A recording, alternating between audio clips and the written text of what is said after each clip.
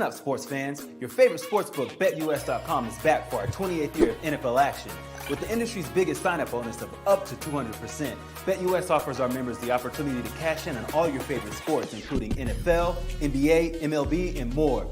We've also got hundreds of new casino games, including the coolest new European slots, and our live dealers are waiting for you at the table. Sign up at BetUS.com today to get into the action. BetUS, where the game begins.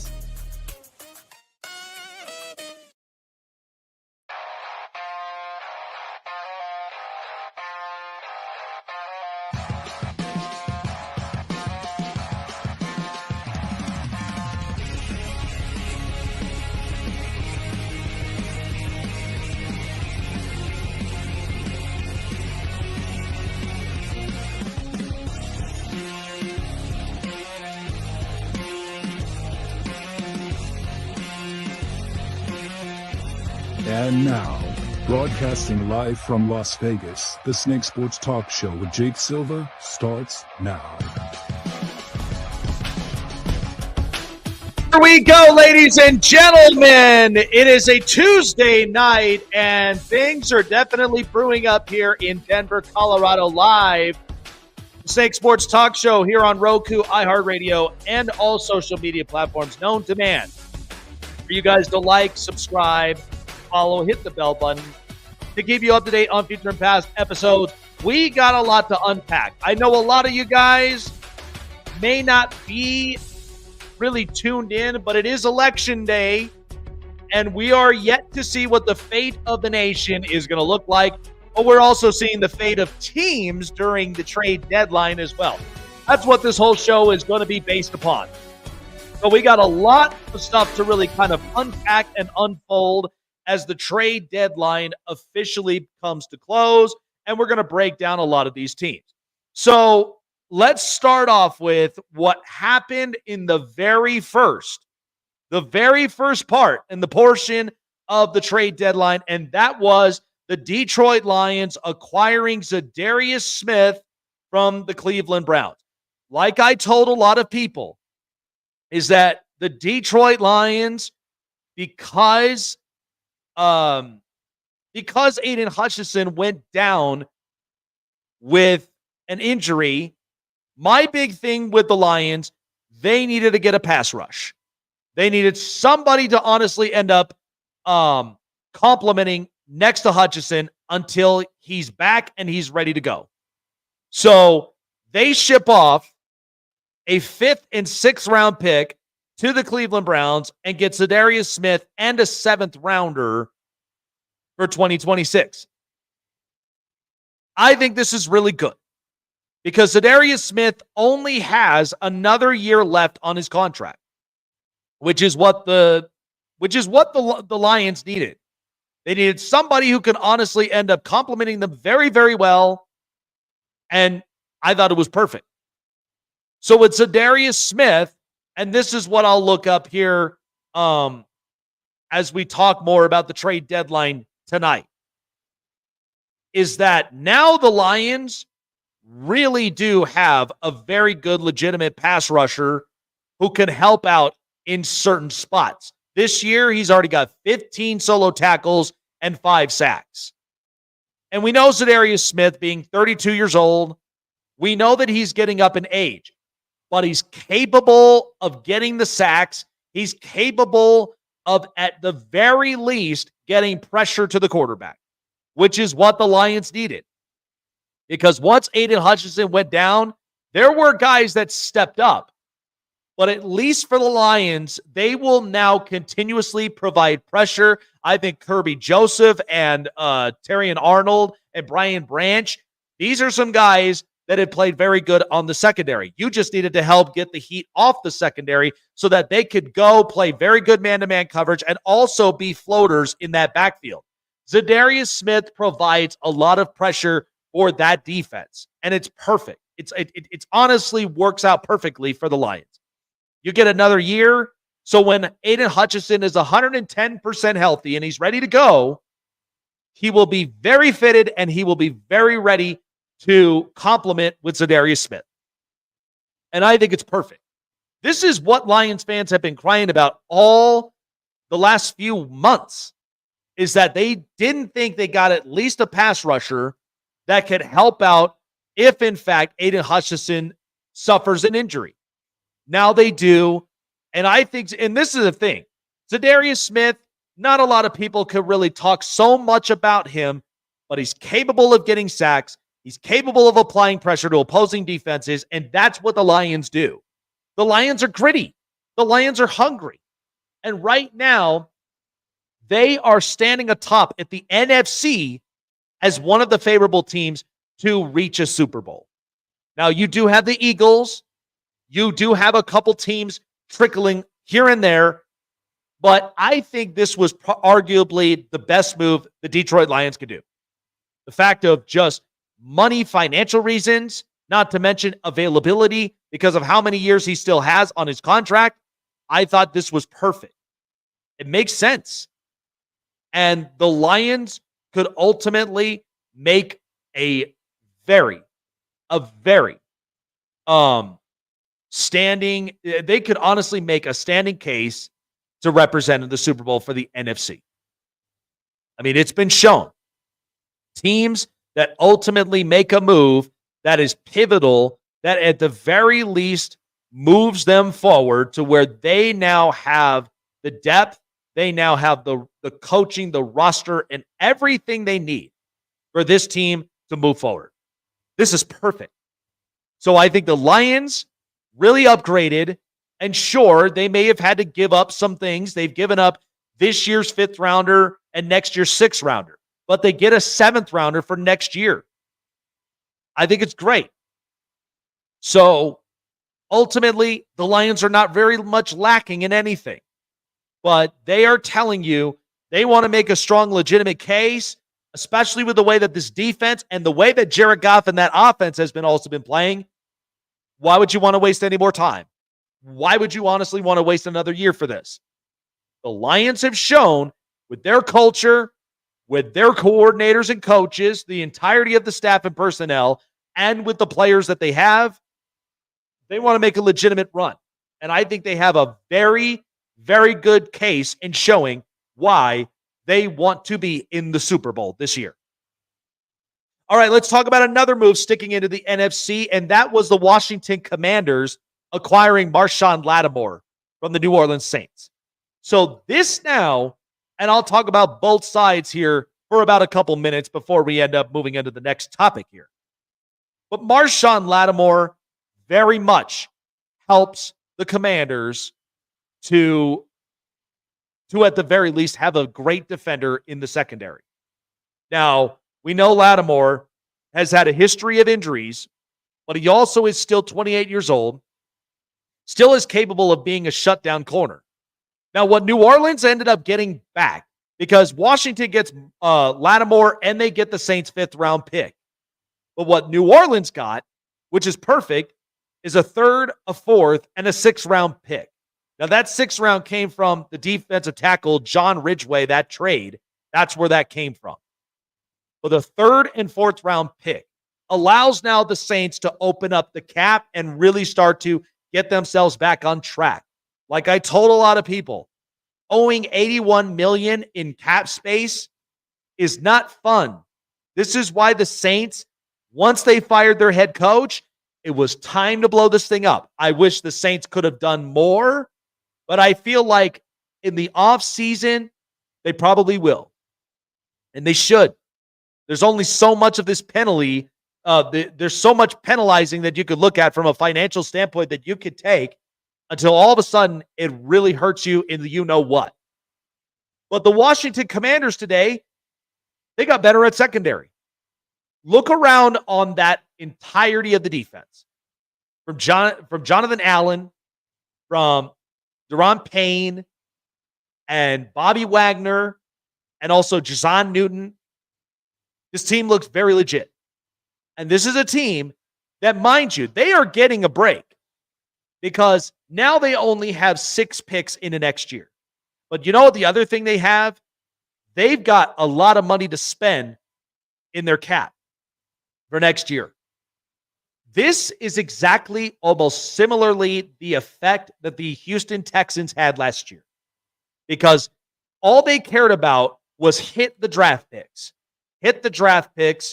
Get key free agents, the ones who complement well, and everything is brand new. The owner, the GM, the coach, the quarterback, and everything else.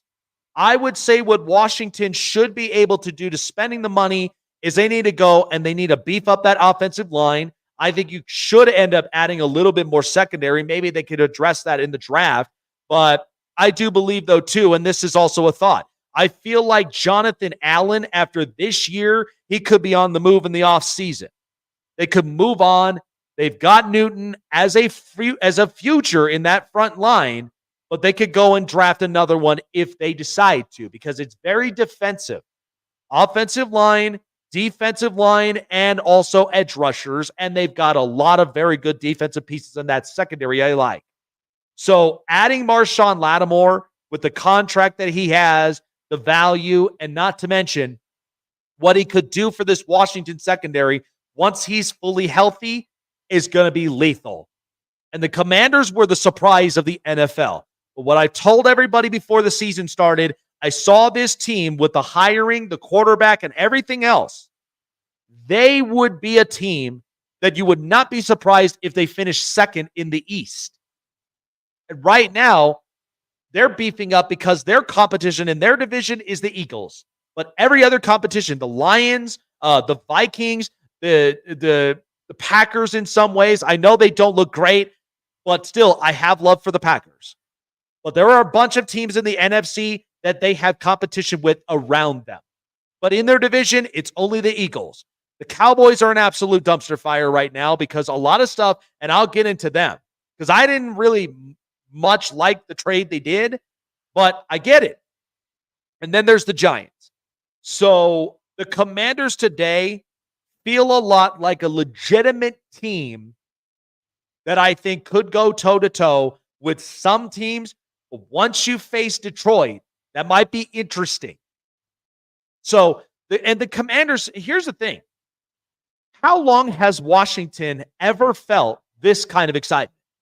It's been a long time coming. I mean, once Dan Snyder left the building, it felt like a breath of fresh air.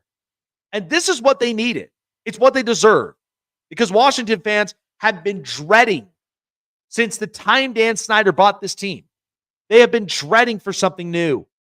Because the fact that they had to overspend in training camp, with tickets and with merchandises and also with, concessions, it's so bad. And then to the point, there was a name change involved. It was just a long roller coaster ride. But you know what? You got to feel great about the Washington Commanders today. And the fact that they literally upgraded their secondary, and they needed to, because here's the thing. Emmanuel Forbes, I like the kid, but I don't think that he can honestly stand on his own. And I say this in a respectful thought. But once you get a guy like Marshawn Lattimore, it makes perfect sense. And at least they'll have a veteran. They'll have somebody who could lock down the outsides and somebody that can also contest a lot of these top receivers. He still is he's a very good corner. He's a 4-time Pro Bowler. So there's always opportunities and there's always chances for other players on this roster to get better. But at least with the boost and with what the Commanders are invested in, with money that they could buy next year, and with moves that they can also make in the offseason and draft picks, they're thinking about this 5-year plan very sharp. I could see it all coming into fruition with Adam Peters and with everybody there in that office personnel. It's all coming together and it all makes sense. I know a lot of people don't quite think that like Washington is all that, but I'll be honest with you. I think this looks great for them. So I'm excited. And you know what? They deserve it. They really do. I think because of the way that things have literally looked for them in the past, it hasn't been great. And under Dan Snyder, it got worse. But let's take a moment to feel excited for once, right? But at least this is a great excitement. It's not like the one where like you look at the Jets, and the Jets right now kind of feel a little bit more delusional, and I feel like they've been bought into this sellout that Aaron Rodgers is doing.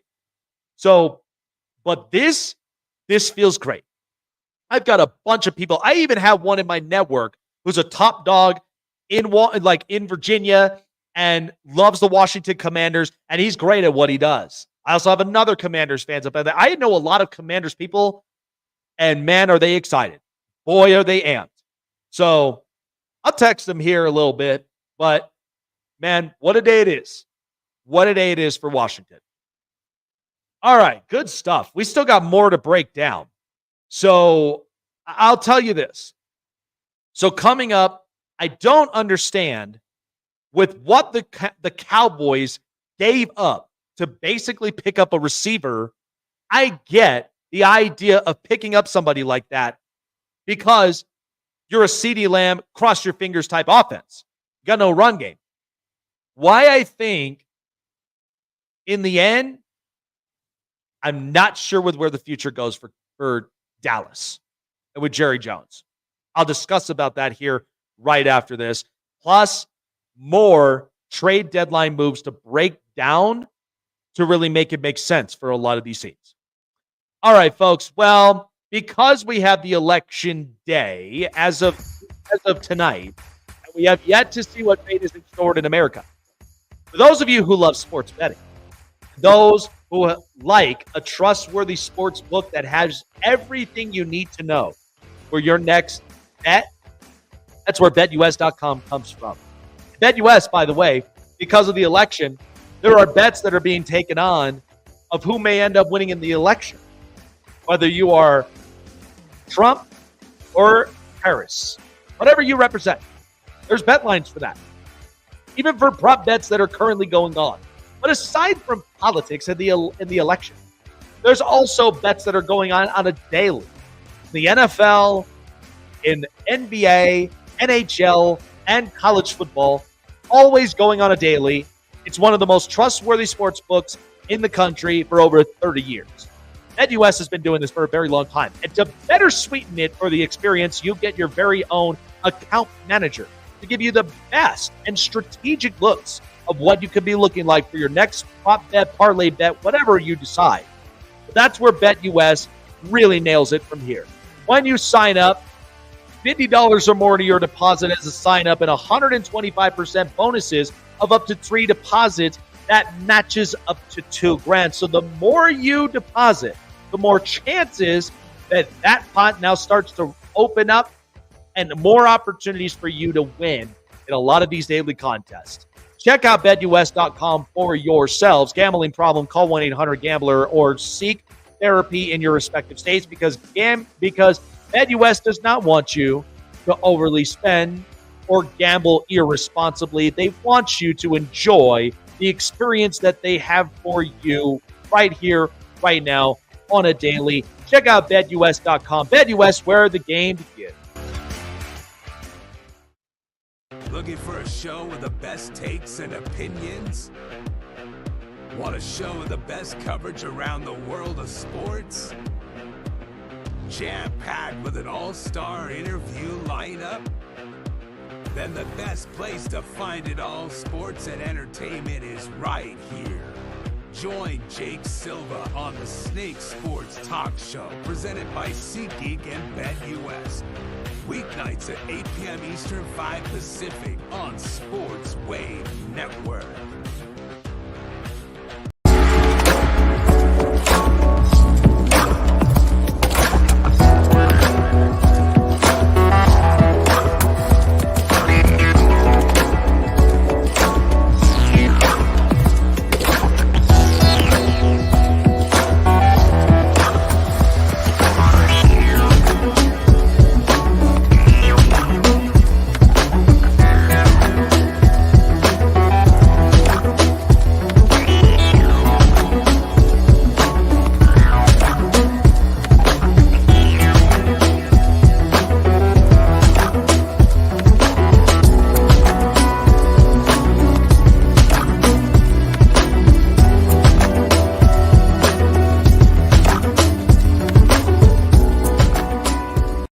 Snake Sports Talk Show is sponsored by Muscle Tech, with hundreds of supplements and vitamins to choose from, all packed with 100% all-natural proven ingredients you can be sure that Muscle Tech will give you the edge and the boost to train and look like your fit and healthy best, whatever your goals are. Try Muscle Tech today and use promo code SNAKESPORTS to save 30% off your purchases.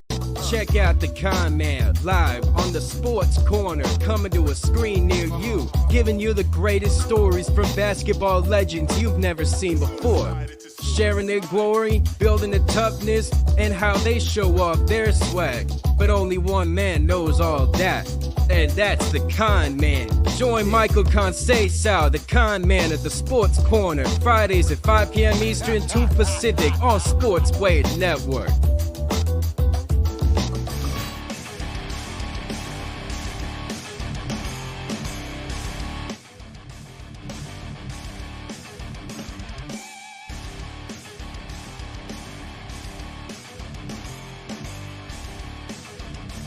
So, obviously, with the trade deadline this afternoon, back here on the Snake Sports Talk Show, there were a couple of trades I really did like, but one in particular that was a head scratcher to me. But I understand with what they were trying to do initially, and that is the Dallas Cowboys acquiring Jonathan Mingo from the Carolina Panthers. They give up a 4th round pick. And they're also getting a 7th rounder in the deal. So, to me, what I felt like with what the Cowboys were lacking, because they are lacking a lot. Okay, and the Jonathan Mingo trade, so they've got him and a 7th round pick for a 4th rounder to send to Carolina. So what the GM of the Panthers is trying to do, and I think this is really good for the Carolina Panthers in some ways, but I'm not sure with as far as what the Cowboys are going to expect for the future. Because either one of those, those picks could be interesting.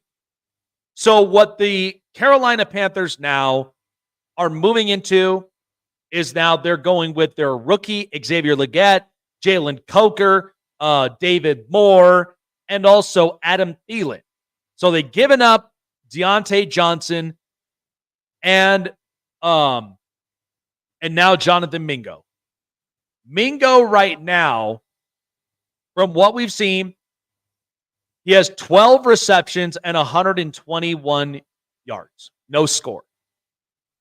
Jonathan Mingo, I liked him out of Ole Miss. I thought that he was somebody that honestly could separate, somebody that can honestly end up providing speed and could really help with that offense. But right now, Dallas, it's not looking great for them. And what I've been telling a lot of people is that I think in the offseason, if you really, really think about it and what the Cowboys should do, I think this is a chance that the Cowboys should move on from Micah Parsons. They know they're not good. And you could tell by how this offensive line looks a bit atrocious. You could see that the run game is nearly abysmal and horrible. And you could also see the defense, outside of some certain names, it's not a very good defense. And I think we realized that once Dan Quinn went to the Washington Commanders. We realized that. By the time he went there, gutted the defense, got a lot of his guys there, and also ended up getting more defensive guys, and including Marshawn Lattimore. Okay, Washington looks legit. And they've got a very good quarterback in Jaden Daniels, who I think could win Rookie of the Year. But what I stand on this is the Cowboys, as of today, clearly the playoffs are way out from their reach. Okay, it is. And what I think is interesting is that they've given up a 4th rounder, but they do get a 7th round back. I can understand getting some compensation there, but a 4th round pick, you could honestly end up getting somebody in debt that way. I felt like Carolina really just scored on it. Because what the GM is trying to do is trying to get draft compensation as much as he possibly can, because right now they need everything. The Carolina Panthers are a dumpster fire right now. It's not helping with Bryce Young. It's not helping with their offense at all. Now, we are expecting to see Jonathan Brooks come out from injury, and I'll get a look at what he looks like. If they hit on Jonathan Brooks, that looks great. Then you have him and Chuba Hubbard. Very good duo. I think what you need to do is you need to get another receiver to really help out. If Xavier Legette now, if he gets more of the targets, and let's say he pops off, then you've got a legit receiver. Okay? These are just my predictions with it. These are just my outside thoughts. But then also, you really have to address that defense. Once Derek Brown went down, the defense looks bad. Okay, they need everything. But at least they are recognizing that they need draft capital. They need some guys. They need some dudes. Because everything could be made understandable if they had a franchise quarterback.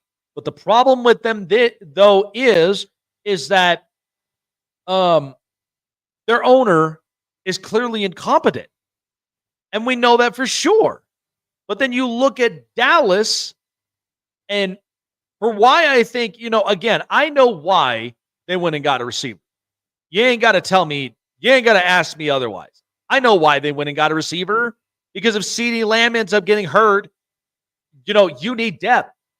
They got Jalen Tolbert. They got Kevontae Turpin. And now you have Jonathan Mingo.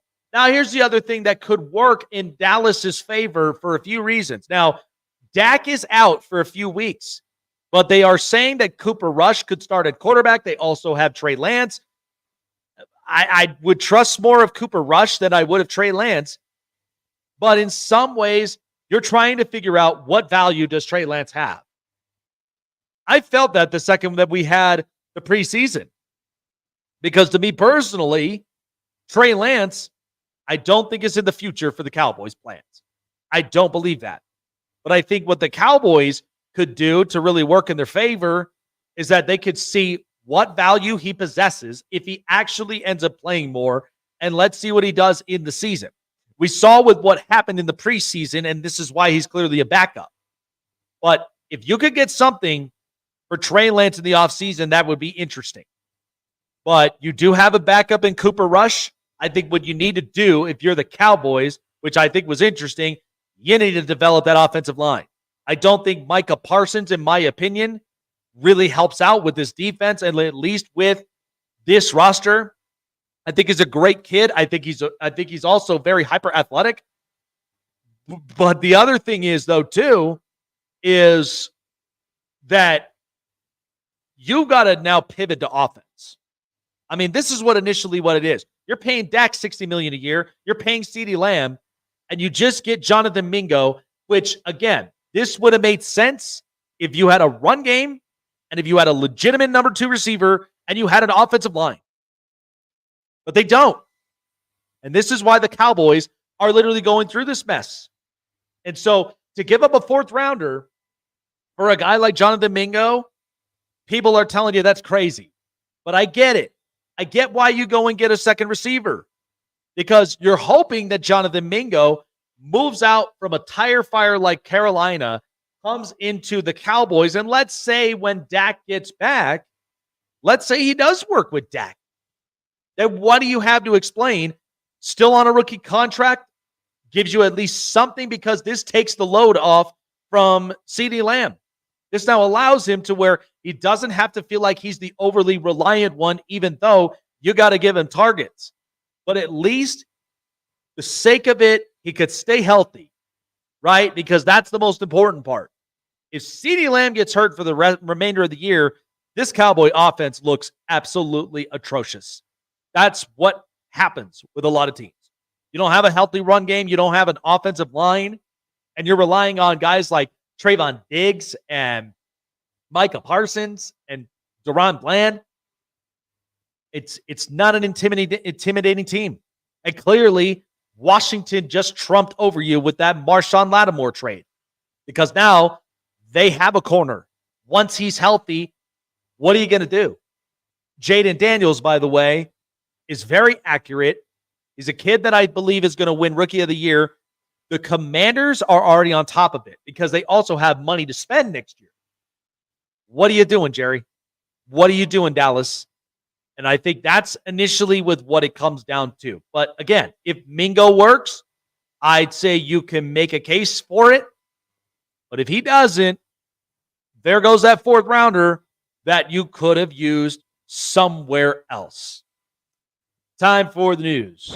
This is the Hot Press. So, yep, all of our news reports, as of course, is all from the trade deadline. So, by the way, the Cincinnati Bengals I thought was interesting. So, the Cincinnati Bengals, right after the Zadarius Smith trade, they end up trading and going and acquiring running back Khalil Herbert from the Chicago Bears after Zach Moss got injured. Now, they go and get him in exchange for a 7th-round pick. I feel like it was one that really can help for the Cincinnati Bengals moving forward. Now, Khalil Herbert, the former 6th-round pick in 2021, has 8 carries, 16 yards, and 1 touchdown with the Chicago Bears. Now, he is moving from a defensive culture offense to now an offensive coach in Zach Taylor. Now, the Bengals, I don't think it's really something that moves me personally. What I like is that at least they have a power back. Now, if you realistically look at this from this standpoint, Khalil Herbert, not a bad option. But I do believe he does give you some power and some pop, which is going to be very important for the Bengals moving forward. Now, the thing that's interesting is that the Bengals, where they sit at right now, because honestly, Chase Brown, he's an interesting kid. But I do think there are some upsides. Zach Moss now hurt. I'd say they could be in the runnings of getting a running back in the draft. They could be. Because if I look at this right, you look at Ashton Jeanty, and there are a bunch of teams that could be inquiring about him during the draft.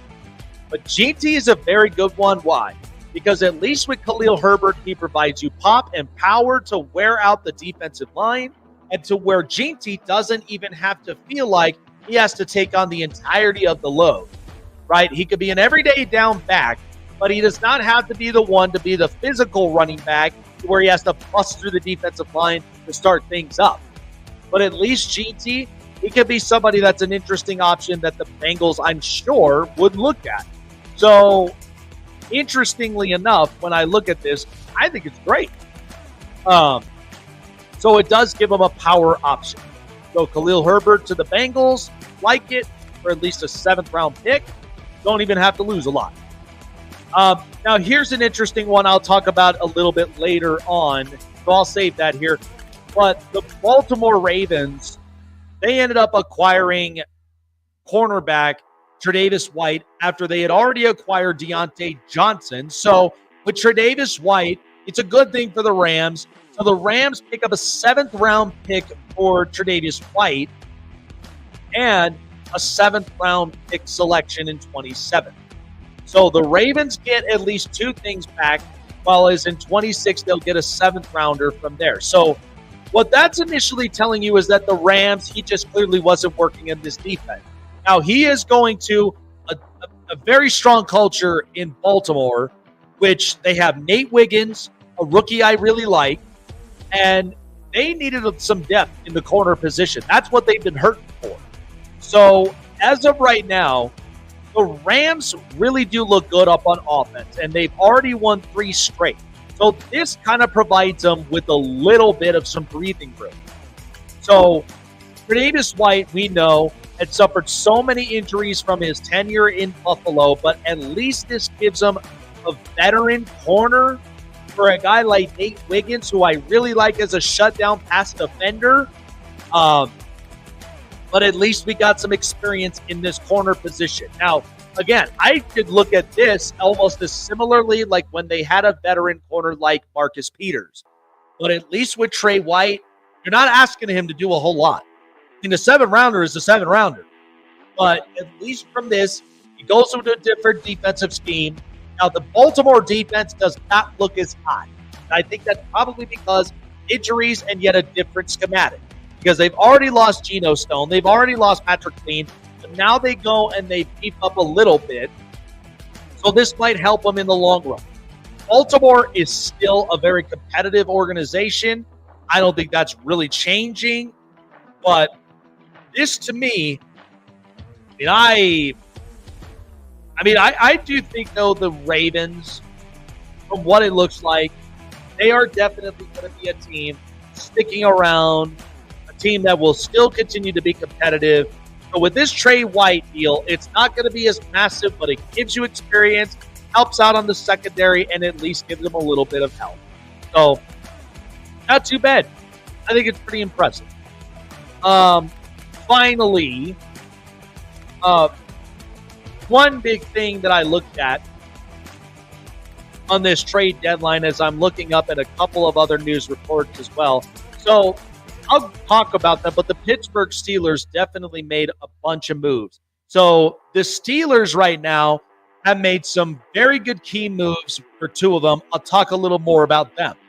But they went and got wide receiver Mike Williams from the New York Jets, and they're trading him away for a 5th-round pick. And then they got Preston Smith from the Packers for a 7th-rounder. Now, Preston Smith hadn't been looking as hot for the Packers, but you know what? He still is a very good player when you look at it from a veteran experience. This year, he has 6 solo tackles and 2.5 sacks. So I still do believe he's effective in as far as the veteran experience part. And Mike Williams this year with the Jets has 12 catches and 166 yards with no score. So veteran experienced guys for both offense and for defense. Now, we know the offensive line is shaky in Pittsburgh.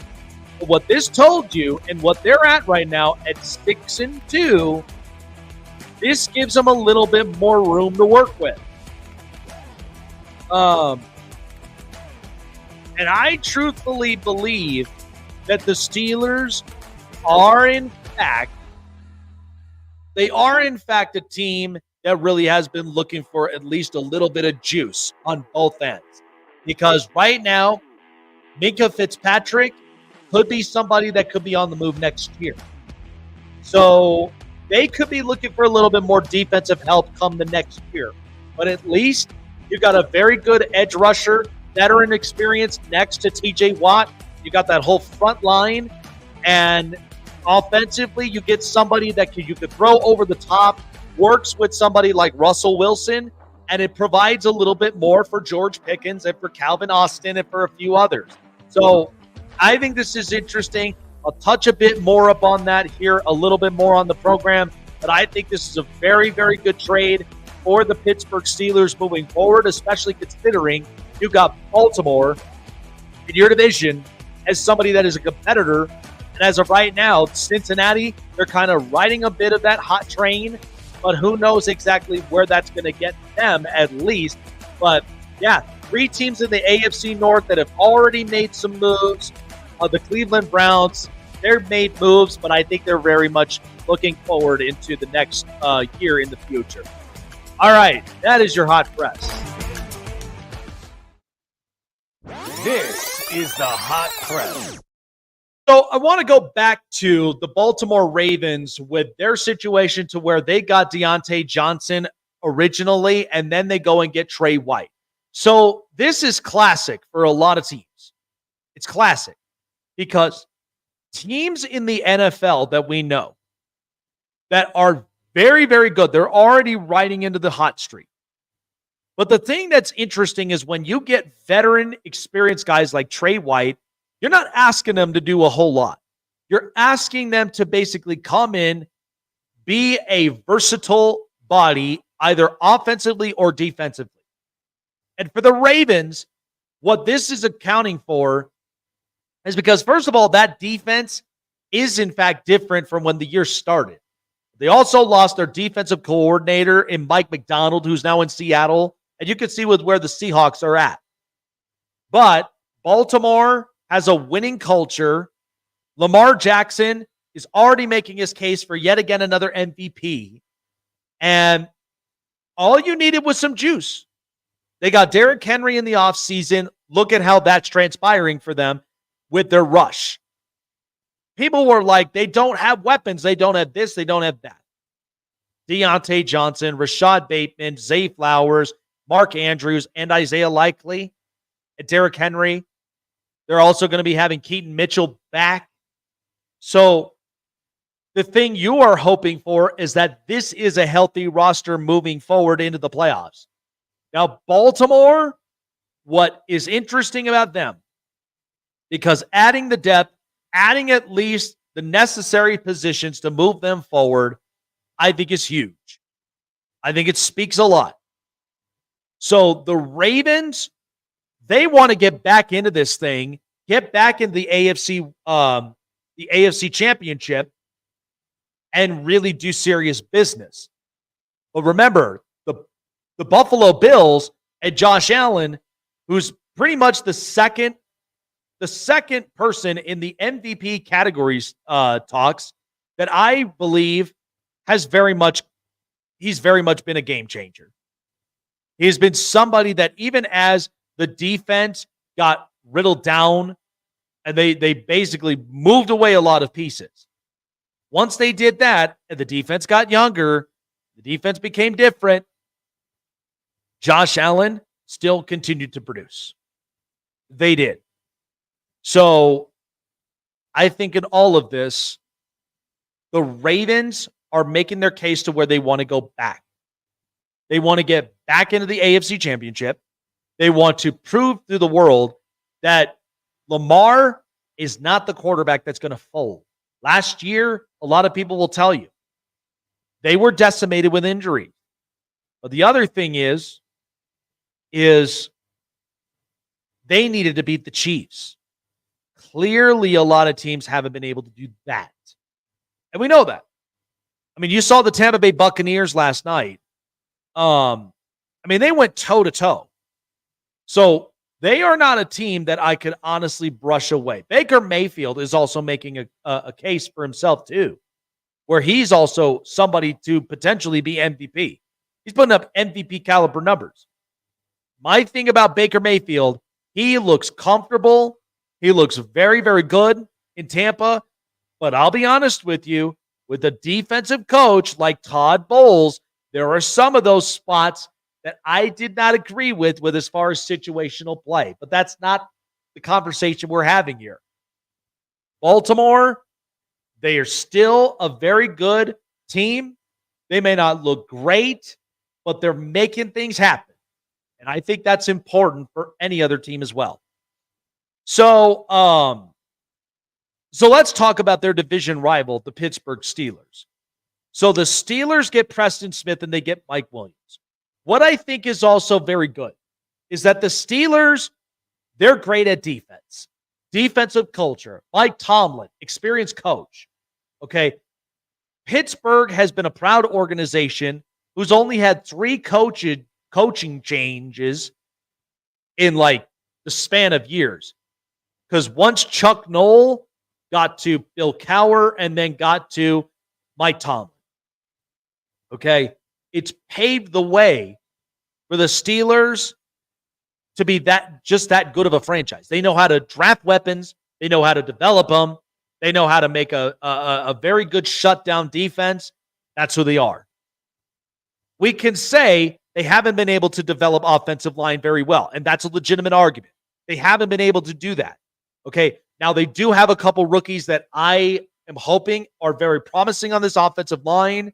It's not as great, but you're hoping these guys can work. Right now, Broderick Jones, I can be honest with you, I don't even think he's performing well. So they could all go and get offensive line for the future because this is what you need to do. I mean, right now, it's already 2 games in with Russell Wilson. You're hoping that if Russell, for a 3rd straight game, he looks great, he looks better, then I feel like it's a legit argument that you could keep Russell Wilson. And listen, I have a very good soft spot for Justin Fields. But the problem with Justin Fields is he can't extend the plays like what Russell can. I'm being serious about that. He can run. He can move out the pocket. He can give you at least short passes. but he's not somebody that I could trust. If I needed to extend a play, could he really do that on his own? Could he do that off scripted? My guess is probably not. We know Russell, and what's funny about this is that Russell Wilson came off of a year where it was not bad. 24 touchdowns and 8 picks. The problem is it just wasn't working out with Sean Payton. Okay, and Sean wanted a quarterback who can make very quicker decisions, who can honestly, extend a bit of the plays, but he's got to be like this. Not super optimistic, but he has to be a gamer. But I feel like they've got that with Bo Nix. He's getting better every week, unlike with the Chicago Bears right now. And I love Caleb Williams, but it is slowly showing me week after week. I think Matt Eberflus, I would rather prefer him as a defensive coordinator than a head coach. It's the same I would feel about Dennis Allen with a horrible coaching record. I think with the Chicago Bears, you really got to start moving up to an offensive-minded coach. And the one who's really been peeping at this is Ben Johnson. Okay, I think you get an offensive coach in there. I think this could work with Caleb Williams. You got to get the offensive line better. You're clearly a defensive culture who defense shouldn't even be a problem. Okay, they've had a very good defense. But the offensive line and some of the weapons, that's where the Bears really got to focus there. And you got to make sure that Caleb Williams can work. Jaden Daniels is thriving. Bo Nix is getting better each week. Drake May, he's had some flashes. But New England's got a lot of work. But if you're Caleb Williams and you're the Bears, something's got to give. I don't think Matt Eberflus is the answer, but you could look at right now defensive coaches, and even for the Pittsburgh Steelers, right now it's making Mike Tomlin look like a genius. Because the fact that Denver's still paying Russell, and they've literally paid him pennies worth just to be the starting quarterback in the AFC North. The Steelers could not look mediocre at quarterback when the year started. Once they got him, I think it was perfect. Doesn't have to save the franchise. That worked out for everybody. So the Steelers, with a proud organization mindset, especially on defense, they've got a defender and they got a receiver. Let's see where the Steelers now move forward in the next few games. I think they'll be in good hands. I do believe it'll be interesting. But, again, I'm also not signaling anything out if something doesn't work. Because this is important for the Steelers. So, between them and Baltimore, those are the two competitive teams. Cincinnati could be slowly humming because they did not have a hot start. But they go get Khalil Herbert, and the Browns, they let go of their defensive tackle, Quinn Jefferson, and they've also let go of Zadarius Smith. They got picks. So, and by the way, they owe $4.8 million next year. So the Browns needed to make some sort of move. But here's the deal.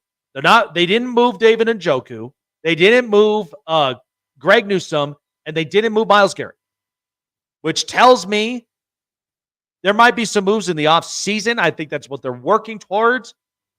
But let's just see with how the remainder of the season really pans out for some. Okay. So looking at all these trades, so there's some grades here that people are looking at, and CBS ended up providing us with this. So let's start with the first trade, of course, and what we talked about with Zadarius Smith. So we are recapping all these trades, and I think it's interesting because I'm looking at a lot of their grades. So to kind of look at this, as we got the music. So Zadarius Smith to the Detroit Lions. So I think it worked out very well for both teams, for both the Browns and the Lions. Because the Lions get an edge rusher. They also get a 7th-round pick in 26, and the Browns get a 5th-round pick this year. So what this is that the Lions clearly want to win right now. You get a complimentary piece next to Aiden Hutchison because Zadarius Smith has one more year left on his contract. And the Browns, by the way, they got at least half the salary. So the Lions aren't taking on all of it. But at least with the Browns, they're opening up cap space. They get a 5th-round pick, and they really have to end up getting all their draft capital because I don't know if it's truthfully a rebuild, but it certainly could be a retool for the Cleveland Browns. But I do believe they should go and draft the quarterback at the end of the day. I think this was a very good trade on the end. The Bengals getting Khalil Herbert from the Chicago Bears for a 7th-round pick this year. I think this was kind of a wash for both ends. And the reason of it is because the Bengals, with Zach Moss out now, they get a power back in Khalil Herbert. I think moving from the NFC to the AFC, a defensive culture to an offensive culture could make a serious difference. Khalil Herbert provides a lot of pop and power, and it's also somebody that I could see be a red zone threat. I could see him be a big-time red zone scorer. I like the look of him. So I think Khalil Herbert, it makes a lot of sense. Bengals, pretty good. But for the Bears, they get a 7th-round pick. But your hope is, who knows what's going to happen with Matt Eberflus, but I think you honestly just part ways, move on. You've got your franchise quarterback, but you need to pivot to more to offense and get this offensive line to protect it. It's ridiculous. Okay, the Dallas Cowboys getting Jonathan Mingo for a 4th-round pick to the Carolina Panthers. To me, I don't understand why Jonathan Mingo would be worth a 4th-rounder, and I don't think anybody does. But what the Panthers are doing, though, however, on their side, I mean, they're getting some picks because their GM wants to acquire more picks to really reload this team, and with a part of this rebuild, that means Xavier Legette is going to get more targets. They got that Jalen Coker kid, and they also have Adam Thielen, who, by the way, isn't getting any younger. He's dealing with a hamstring injury, but there are some positive things that can happen for the Panthers in the near future. You're just hoping that Dave Tepper doesn't screw this up. So I think this was a very good trade for the Panthers. I don't love it for the Cowboys, but here's the thing that could be interesting for them. Because Dak, once he returns, if he works with the Cowboys offense, Jonathan Mingo could be a very valuable piece as a number 2, but I still don't think it should shy away from the idea of going and drafting a receiver. This big splash, the Washington Commanders getting Marshawn Lattimore and a 5th-round pick this upcoming year for a 3rd, a 4th, and a 6th-round pick to New Orleans. This worked out beautifully for both teams. Why? Because right now Washington is in a prime spot where they got money to spend next year. They've got a capable veteran corner, which we know he has an injury history, but a change of scenery is always good. And you get a 5th-round pick. So the Commanders are doing everything right. So they get back a pick. They got about like 6 to 7 picks now instead of the 10. So at least the Washington Commanders can walk in feeling confident that now they can go and spend on offensive line for Jaden Daniels. They can go and spend maybe some money for wide receiver, maybe some more defensive help. But I do believe there could be a serious case for the Commanders to maybe move Jonathan Allen, go and get a D lineman, because it's all defense this upcoming year. But at least for the Saints, you got to move this contract. You got to open up some space. But they get compensation for a 3rd, 4th, and 6th round. Sign me up. I like that trade all the way around. Both teams got exactly what they wanted, a corner and a pick, and 3 potential impactful picks for this upcoming draft. The Pittsburgh Steelers acquiring Mike Williams for a 5th-round pick to the New York Jets. So here's the deal with this. Steelers get a receiver that can clearly go and get a pass, who's very athletic. We know he has an injury history, but he can clearly work with this. Not to mention, it takes the heat off of George Pickens. Calvin Austin could also be that sneaky slot receiver, and you have time for rehabilitation for Roman Wilson, which who knows exactly what he'll look like in this offense. But a 5th-round pick for the Jets, I think it's perfect for them.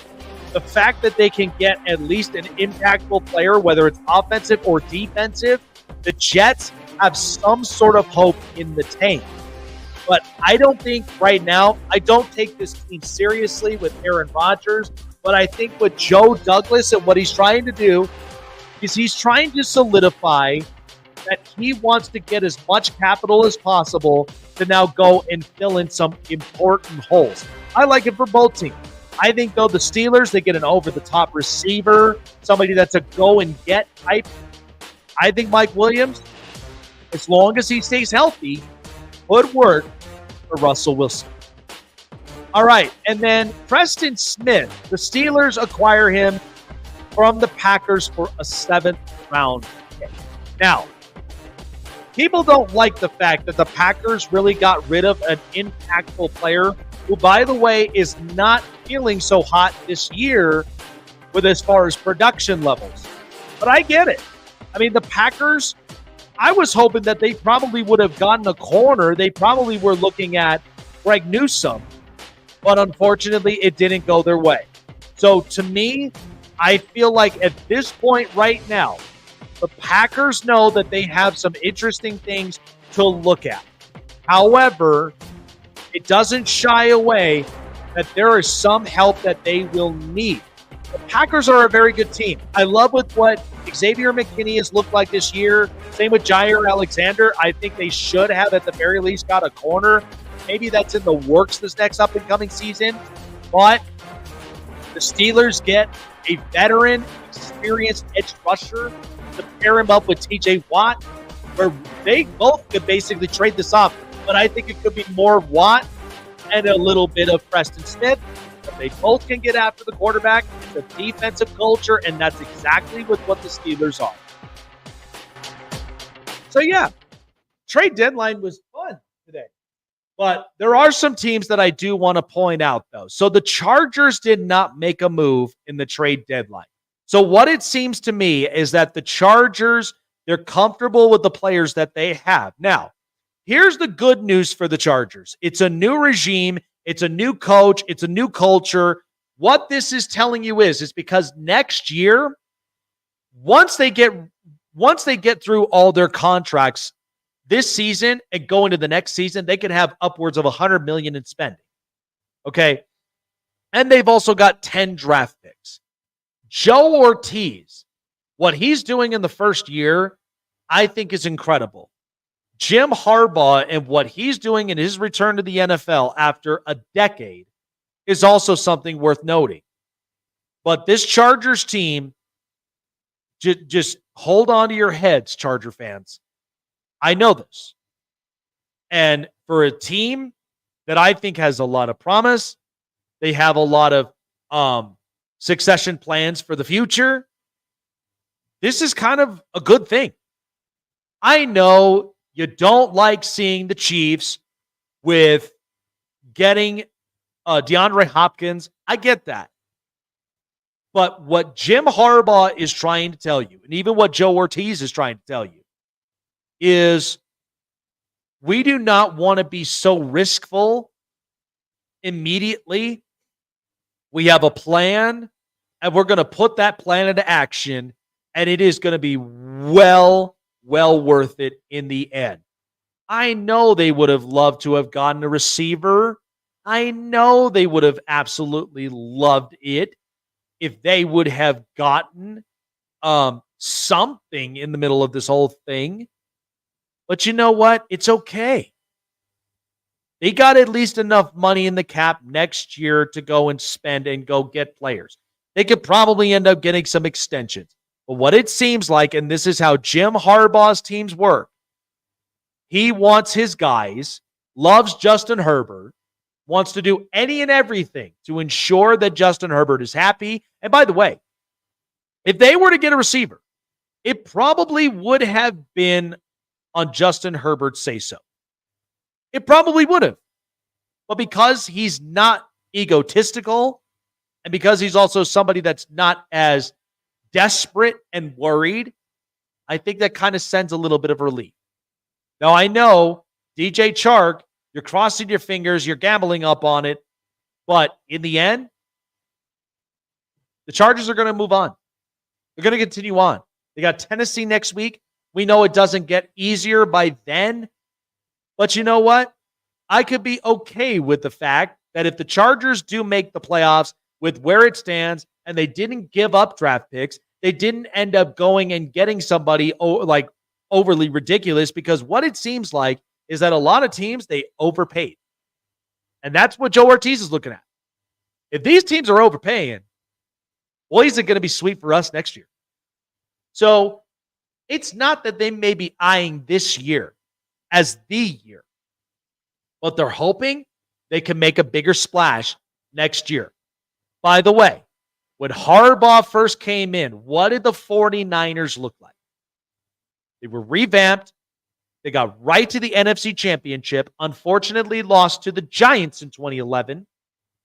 But the next year after that, made a legitimate case, got some key players, and they were in a Super Bowl.